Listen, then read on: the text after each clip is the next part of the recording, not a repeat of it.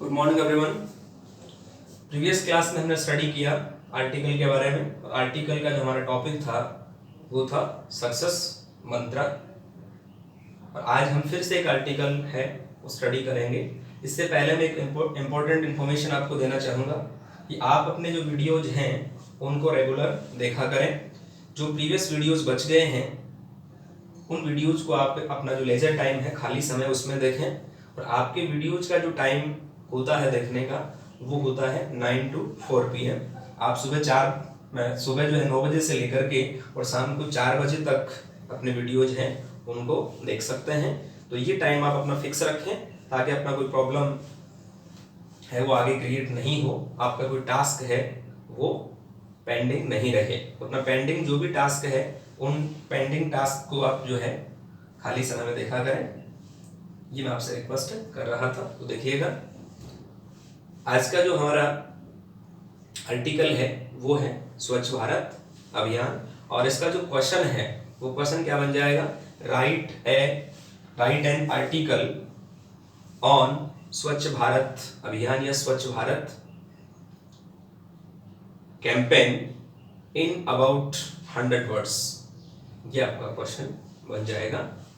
तो क्वेश्चन क्या बना आपका, right an article on clean India mission और स्वच्छ भारत मिशन और Swachh Bharat campaign in about 100 words.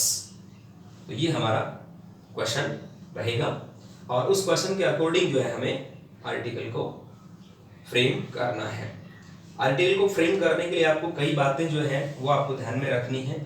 एक तो मैं आपको पहले भी बता चुका हूँ, इसका कोई टेंस जो है वो फिक्स नहीं कह सकते आप। इसमें ये टेंस फिक्स होता है।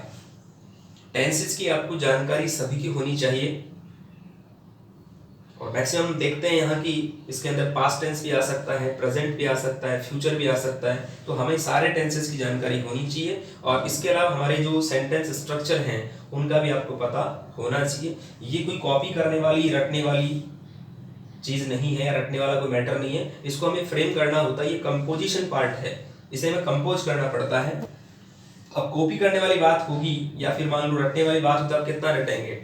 सिलेबस थोड़ा सा वाइड है इसलिए हम हर चीज को रट नहीं सकते और कहीं से कुछ भी आ सकता है, एग्जाम में कुछ भी पूछा जा सकता है।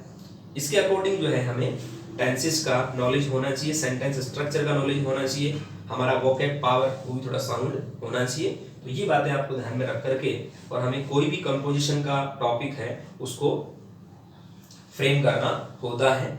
देखिएगा, आज का जो टॉपिक है वो है स्वच्छ भारत अभियान। Swachh Bharat Abhiyan is also called as the clean India mission. Swachh Bharat जो अभियान है उसको क्या कहा जाता है, इज ऑल्सो कॉल्ड, ये भी कहा जाता है क्या, clean India mission, Swachh Bharat mission या फिर स्वच्छ भारत कैंपेन। कैंपेन का मतलब अभियान ही होता है, मिशन का मतलब अभियान ही होता है। तो इसे स्वच्छ भारत अभियान भी कह सकते हैं आप, या इसको कहा जाता है या क्लीन इंडिया स्वच्छ भारत अभियान, इस तरह से ये भी कहा जाता है। इसके नाम कई हैं, जैसे स्वच्छ भारत अभियान हो गया, स्वच्छ भारत यहाँ लिखा आपने स्वच्छ भारत अभियान, यहाँ लिखा स्वच्छ भारत कैंपेन और क्लीन इंडिया मिशन। तो ये एग्जाम में तीनों में से किसी भी एक नाम से आ सकता है। तो ये तीनों एक ही चीज है, केवल लिखने का जो तरीका है, वर्ड जो है उसको चेंज करने का तरीका वो अलग है, बाकी कोई प्रॉब्लम नहीं है, एक ही है ये चीज। तो तीनों में से कोई सा नाम भी आ सकता है।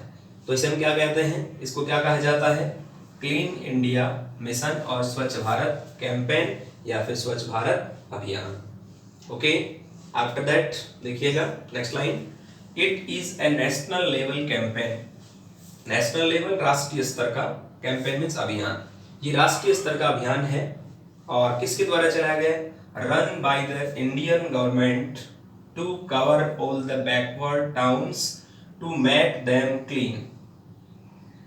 भारत सरकार के द्वारा चलाया गया, इंडियन गवर्नमेंट, भारत सरकार, रन मीन्स चलाना, to cover all the backward towns. Backward का मतलब पिछड़े हुए, टाउन्स मीन्स कस्बे, पिछड़े हुए जो कस्बे हैं उन कस्बों को कवर करने के लिए, किस लिए, टू मेक देम क्लीन, उन्हें स्वच्छ बनाने के लिए, स्वच्छता को जो है कवर करने के लिए भारत सरकार ने ये स्वच्छ भारत अभियान चलाया और ये राष्ट्रीय स्तर का एक अभियान है। Okay, it is national level campaign, राष्ट्रीय स्तर का अभियान है ये। राष्ट्रीय स्तर का क्या है ये? कैंपेन है, अभियान है, run by the Indian government. किसके द्वारा चलाया गया? भारत सरकार के द्वारा इसको चलाया गया है। किस लिए चलाया? To cover all the backward towns to make them clean.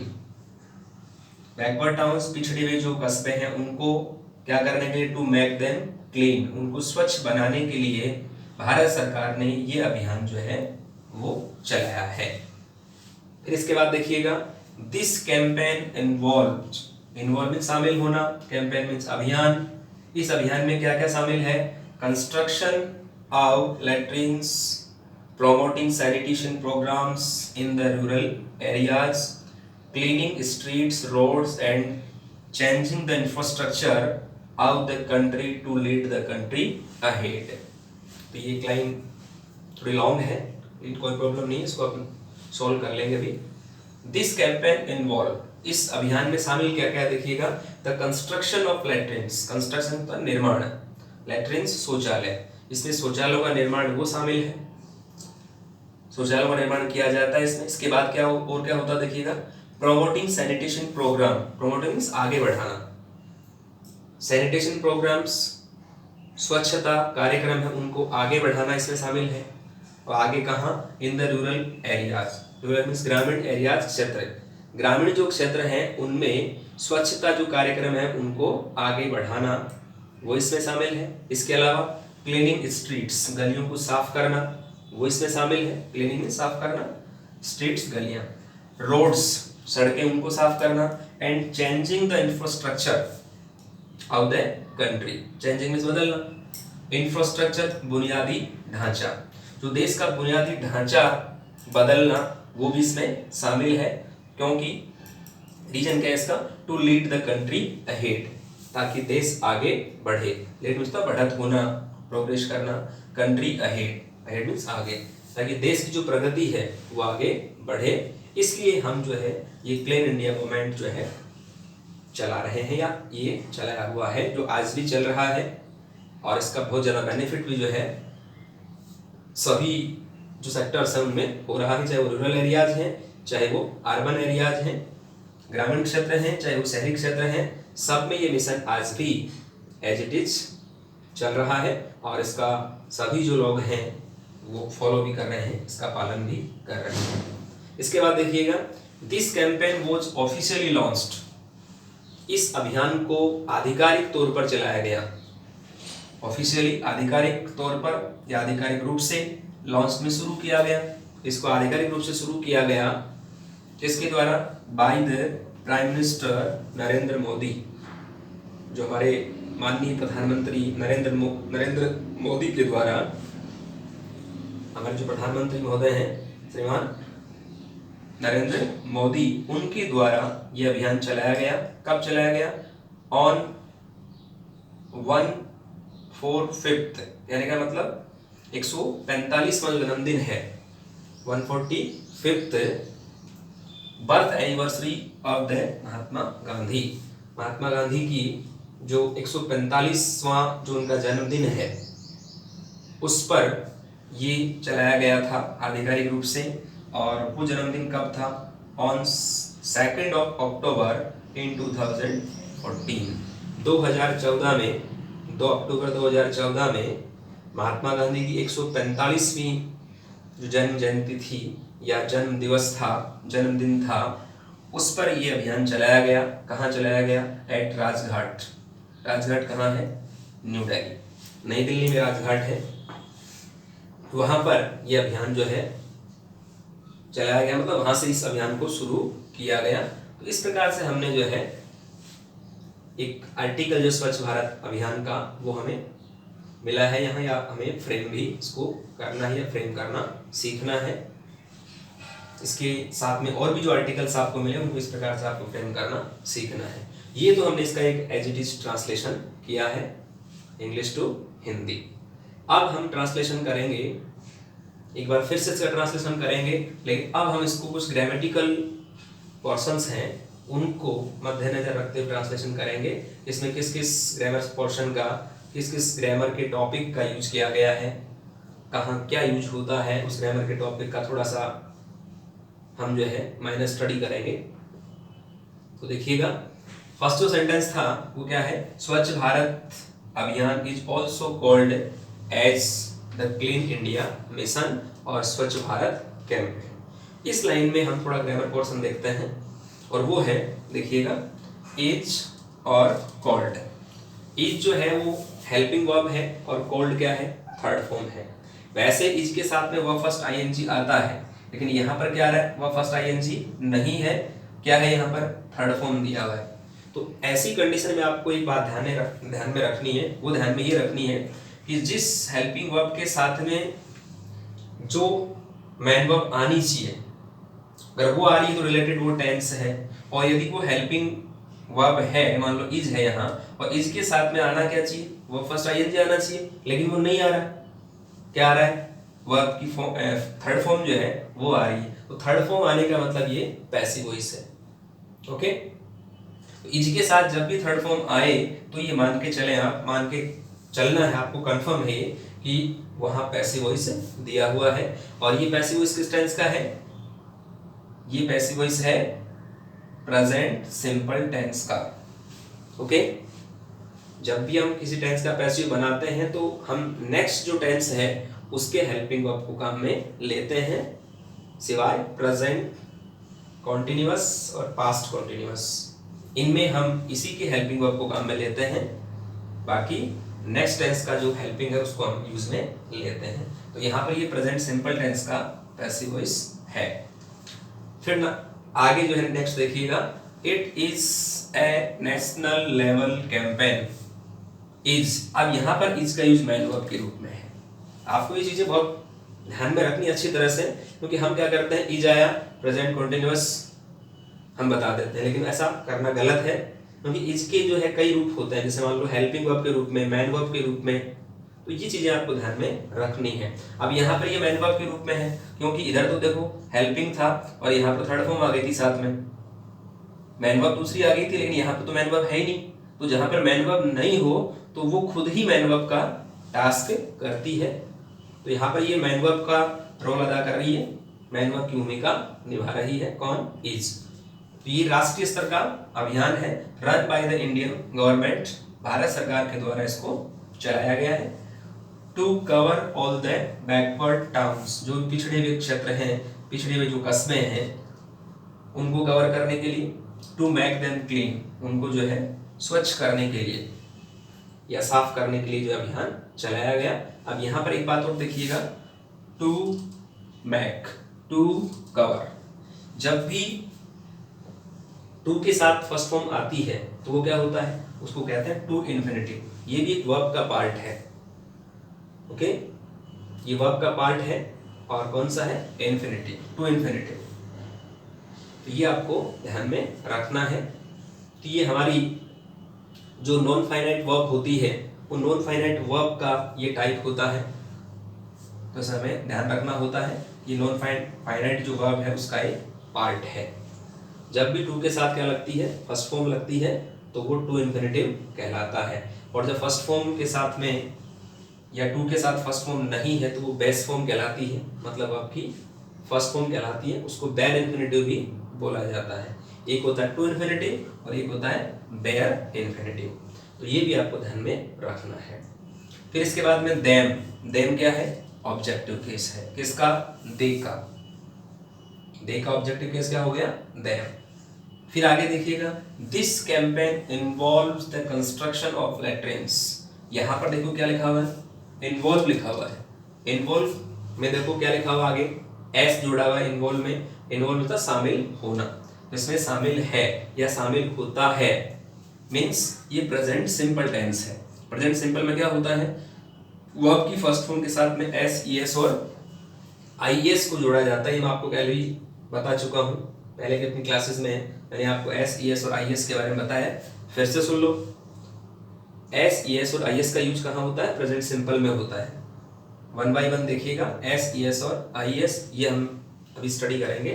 तो इसमें फर्स्ट ऑफ ऑल हम देखेंगे ई एस का यूज। जिन वर्ब्स के एंड में S, S H, C H, O, X, Z और डबल एस, ये जब किसी वर्ब के एंड में आते हैं तो हम उसके साथ में ईएस का यूज करते हैं। और ये एस, ये ईएस और आईएस का यूज हमेशा सिंगुलर सब्जेक्ट के साथ में जो वर्ब यूज में आती है उसके साथ ही होता है, प्लूरल में ऐसा नहीं होता। तो आपने अभी ईएस का यूज देखा। फिर हम बात करते हैं आईएस की यूज की, आईईएस। यदि किसी वर्ब के एंड में वाई होता है और वाई से पहले कोई कॉन्सोनेंट होता है तो हम वाई को हटा करके वहां पर आईईएस ऐड कर देते हैं। लेकिन इसके विपरीत एक बात और है, वो ये है कि यदि वर्ब के एंड में वाई होता है और वाई से पहले कॉन्सोनेंट नहीं है, वावल है, तो हम क्या करते हैं, उस वाई को नहीं हटाते हैं, वहां वाई के जस्ट बाद में ही एस लगा देते हैं। तो ये बात आपको ध्यान में रखनी है। इसके अलावा बच गया एस का यूज। जो रिमेनिंग वर्ब्स हैं जिनके ये लेटर्स वगैरह मैंने बता दिया, अभी ये लेटर आते हैं, और इनके अलावा जो वर्ब्स बच जाती हैं, रिमेनिंग जो वर्ब्स हैं, उनके साथ में हम किसका यूज करते हैं, एस का यूज करते हैं। तो यहाँ पर आप ये ना मान के चलना कि यहाँ पर ईएस का यूज है, ईएस का यूज नहीं है, ये केवल एस का यूज है। स्पेलिंग INVOLVE, इन्वॉल्व, लेकिन यह एस का यूज ही है। ओके, तो इस अभियान में क्या क्या शामिल होता है, कंस्ट्रक्शन ऑफ लैट्रिन्स, लैट्रिन्स शौचालय, शौचालयों का निर्माण। ओके, इसके बाद में promoting sanitation programs, promoting means आगे बढ़ाना, उन्नत करना, सैनिटेशन स्वच्छता प्रोग्राम्स कार्यक्रम, स्वच्छता के जो प्रोग्राम हैं या जो कार्यक्रम है उनको आगे बढ़ाना, कहां पर, इन द रूरल एरिया, जो ग्रामीण क्षेत्र हैं उनमें आगे बढ़ाने के लिए हमने ये अभियान जो है वो चलाया है। इस अभियान में ये चीजें शामिल हैं। इसके बाद देखिएगा, अब हम ग्रामर पोर्शन की बात कर रहे हैं। इन प्रेपोजिशन है, दे आर्टिकल है, ठीक है। इसके बाद ये वर्डिंग दी हुई है, नो प्रॉब्लम, यहाँ पर नाम दिया हुआ है रूरल एरियाज। ओके, आर्टिकल जो लगता है वो किसी न किसी नाम से पहले ही लगता है। इसके बाद देखिएगा, क्लीनिंग स्ट्रीट्स, गलियों को साफ करना, ओके, रोड्स, सड़कों को साफ करना, changing the infrastructure of the country, infrastructure बुनियादी ढांचा, जो देश का बुनियादी ढांचा है उसको भी बदलना। और उसके बाद टू लीड, फिर देखिएगा यहाँ पर क्या आ गया है, टू लीड, टू के साथ वर्ब की फर्स्ट फॉर्म, तो क्या है ये, टू इंफिनिटिव है। Infrastructure of the country to lead the country ahead, देश को आगे बढ़ाने के लिए देश का जो बुनियादी ढांचा है वो भी इसमें शामिल होता है, उसको चेंज करना इसमें शामिल होता है। तो ये इस अभियान का जो है वो मेन मकसद है। इस अभियान में ये चीजें शामिल हैं। इनको कंप्लीट करने के लिए हमें जो है इन सब चीज़ों को जो है या इन सब जो प्रोग्राम्स हैं उनको अंजाम देने के लिए ये अभियान चलाया गया है। आफ्टर दैट देखिएगा, this campaign was officially launched. अब यहाँ देखिएगा, वॉज के साथ में क्या आ रहा है, वर्ब की थर्ड फॉर्म आ रही है। वैसे वॉज जो है, आप ये मत समझना कि वॉज आते हमें क्या बताना है कि ये प्रेजेंट कॉन्टिन्यूअस टेंस है, ऐसा नहीं है। वॉज मैन वर्ब के रूप में अगर आता है तो वहां पर वो सेकंड फॉर्म के रूप में आता है। यदि वॉज के साथ में थर्ड फॉर्म लगा हुआ है, इट मींस वो पास्ट सिंपल टेंस का पैसिव वॉइस है। ओके, क्या लगा हुआ है, वॉज के साथ में थर्ड फॉर्म लगा हुआ है, तो किसका पैसिव वॉइस है, पास्ट सिंपल टेंस का। और यदि वॉज के साथ में आईएनजी लगा हुआ है, मतलब वर्ब की फर्स्ट फॉर्म के साथ में आईएनजी लगा हुआ है, तो फिर वो क्या है, पास्ट कॉन्टिन्यूअस टेंस है। तो ये बातें हमें ध्यान में रखनी है। तो यहाँ पर आपने क्या देखा, यहाँ पर ये देखा कि ये पास्ट सिंपल का पैसिव वॉइस बनाया हुआ है। पास्ट सिंपल का पैसिव वॉइस कैसे बनता है, जो भी नेक्स्ट टेंस है पास्ट कॉन्टिन्यूअस की हेल्पिंग को काम में लेते हैं और सिंगुलर सब्जेक्ट के साथ में वॉज का यूज कर देते हैं और प्लूरल के साथ में वर्ब का यूज कर देते हैं, उसके साथ में थर्ड फॉर्म लगा देते हैं। इस प्रकार से हमारा पैसिव बनता है। तो this campaign was officially launched, official का मतलब आधिकारिक तौर पर इस अभियान की शुरुआत की गई किसके द्वारा, by the prime minister Narendra Modi on 145th birth anniversary of the Mahatma Gandhi on 2nd of October in 2014 at Rajghat, new Delhi. तो इसका आधिकारिक तौर पर शुरुआत कब हुआ या कब हुई? ये हुई किसके द्वारा? हमारे जो माननीय प्रधानमंत्री हैं नरेंद्र मोदी, उनके द्वारा इसकी शुरुआत आधिकारिक तौर पर की गई। कब की गई? 145वां 145वां जो जन्मदिन है, बर्थ एनिवर्सरी, जन्मदिन किसकी? महात्मा गांधी की। तो महात्मा गांधी की 145वें जो जन्म जयंती या जन्मदिन है, उस पर इस अभियान की आधिकारिक शुरुआत श्रीमान नरेंद्र मोदी के द्वारा की गई। और जन्मदिन कब था महात्मा गांधी का? ऑन 2 अक्टूबर, 2 अक्टूबर 2014 को कहाँ से शुरुआत की गई? At Rajghat, new Delhi. राजघाट जो नई दिल्ली में है, वहाँ से 2 अक्टूबर 2014 को इस अभियान की शुरुआत श्रीमान नरेंद्र मोदी के द्वारा आधिकारिक तौर पर की गई। ओके, और टाइम क्या था? 2 अक्टूबर 2014। जन्मदिन कौन सा था? 145वां जन्मदिन है, वो था। इस प्रकार जो है हमने एक आर्टिकल है उसको यहाँ फ्रेम किया है, और उसको मैंने कुछ ग्रामेटिकल बातें हैं वही मैंने आपको इसमें बताई है। तो हमें कुछ चीज़ें वो ध्यान में रखनी है। अब इसमें देखो थोड़ा सा मैं आपको, इसमें क्या है, जो चीज़ किसी के द्वारा की जाती है उसमें हम पैसिव वॉइस का यूज करते हैं।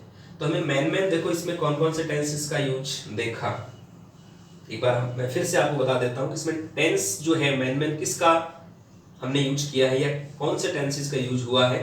तो यहाँ पर देखिएगा, यहाँ पर प्रेजेंट सिंपल का पैसिव वॉइस, मेन से हम प्रेजेंट सिंपल का पैसिव वॉइस यहाँ बना रहे हैं। स्वच्छ भारत अभियान क्या हुआ? सिंगुलर सब्जेक्ट हुआ, उसके साथ में क्या हो गया? इज लग गया और साथ में थर्ड फॉर्म लग गई। फिर इसके बाद में देखा हमने क्या, यहाँ पर फिर से इज का यूज हुआ, मतलब मैन वर्ब के रूप में इज का यूज यहाँ हुआ है। देखिए जितनी भी प्राइमरी हेल्पिंग वर्ब्स हैं, प्राइमरी हेल्पिंग वर्ब्स 11 होती हैं। 11 कौन कौन सी होती हैं? एक तो बी फॉर्म होती है, बी फॉर्म में इज, एम, आर, वॉज, वर, 5 हो गई है। फिर इसके बाद में हैव फॉर्म होती है। ओके, हैव फॉर्म में हैव, हैड और हैज, ये आ गई। इसके जस्ट बाद में एक होती है डू फॉर्म, डू फॉर्म में डू, डज और डिड है। तो ये सभी जो मैंने आपको बताया अभी प्राइमरी हेल्पिंग वर्ब्स, इनका मैन वर्ब के रूप में भी यूज होता है। और जब भी इनका मैन वर्ब के रूप में यूज होगा तो आपको ये बात विशेष ध्यान में रखनी है कि इनके साथ में कोई भी दूसरी वर्ब नहीं आएगी। तो ये मान के चले कि वो मैन वर्ब के रूप में उसका यूज हो रहा है, वहाँ वो हेल्पिंग वर्ब के रूप में उसका यूज नहीं है। जैसा कि यहाँ पर इसका यूज है यहाँ, लेकिन आगे कोई वर्ब नहीं है, तो ये भी आपको ध्यान में रखना है। यहाँ पर हेल्पिंग वर्ब है लेकिन आगे क्या आ रहा है? मैन वर्ब आ रहा है। इसका मतलब यहाँ इसका रूप किसके रूप में हो रहा है? हेल्पिंग के रूप में। और यहाँ पर किसका हो रहा है? मैन वर्ब के रूप में। तो ये भी डिफरेंस आपको करना है। देखो दोनों वर्ड एक ही हैं लेकिन यूज जो है वो अलग अलग है। फिर इसके बाद में और टेंस कौन सा आपने यूज किया? देखो इसके बाद में हमने यहाँ पर प्रेजेंट सिंपल यूज किया। प्रेजेंट सिंपल जो है वो हमने यूज किया है, और इसमें एस, एस और आई एस का यूज मैंने आपको अभी बताया था। फिर इसके बाद में हमें जो है और क्या देखना है, इसमें हमने और थोड़ा सा टेंस का यूज देखा या वर्ब का यूज देखा। वो यहाँ देखा टू मेक, ये इन्फिनेटिव है। हमारी जो नॉन फाइनाइट वर्ब होती है, नॉन फाइनाइट वर्ब कौन सी होती है? जो जिन वर्ब से किसी का फोर्स नहीं होता, ठीक है ना, वो अपने सब्जेक्ट, नंबर और पर्सन के अनुसार गवर्न नहीं होती है। उनका अपना जो है वो फ्रीडम होती है उनको, वो अपने अनुसार ही जो उनका यूज होता है, किसी के लिए फोर्स नहीं होती। जैसे मान लो यहाँ पर ये फोर्स है, स्वच्छ भारत अभियान, ये सिंगुलर सब्जेक्ट आया इसलिए ईज आ गया, लेकिन यहाँ पर कोई फोर्स नहीं है। ये टाउन आया तब टू मैक थोड़ी है, ऐसा नहीं है इसमें। तो ये इन पर कुछ फोर्स होता है। जो प्राइमरी मैंने हेल्पिंग वर्ब्स आपको बताई थी अभी 11, उन पर फोर्स होता है। ये वो अपने सब्जेक्ट, नंबर और पर्सन के अनुसार चलती है, सब्जेक्ट, नंबर और पर्सन के अनुसार गवर्न होती हैं। बाकी जो नॉन फाइनाइट वर्ब होती हैं वो अपने सब्जेक्ट, नंबर और पर्सन के अनुसार गवर्न नहीं होती है।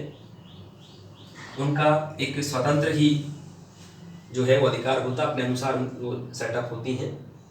फिर देखिएगा इसके बाद में है यहाँ पर फिर से टू लीड, ये टू लीड क्या हो गया, टू इन्फिनेटिव हो गया। लीड जो है फर्स्ट फॉर्म है, सेकंड फॉर्म इसकी लेड होती है और थर्ड फॉर्म भी लेड होती है। इस प्रकार से जो है हमें ये बातें ध्यान में रखनी है। और फिर आगे देखिएगा इसमें वॉज ऑफिशियली लॉन्च्ड। वॉज यहाँ मेन वर्ब के रूप में नहीं है, यहाँ पर हेल्पिंग वर्ब है। क्यों है? क्योंकि इसके जस्ट बाद में क्या आ रहा है, थर्ड फॉर्म आ रही है। तो ये बात भी आपको ध्यान में रखनी है।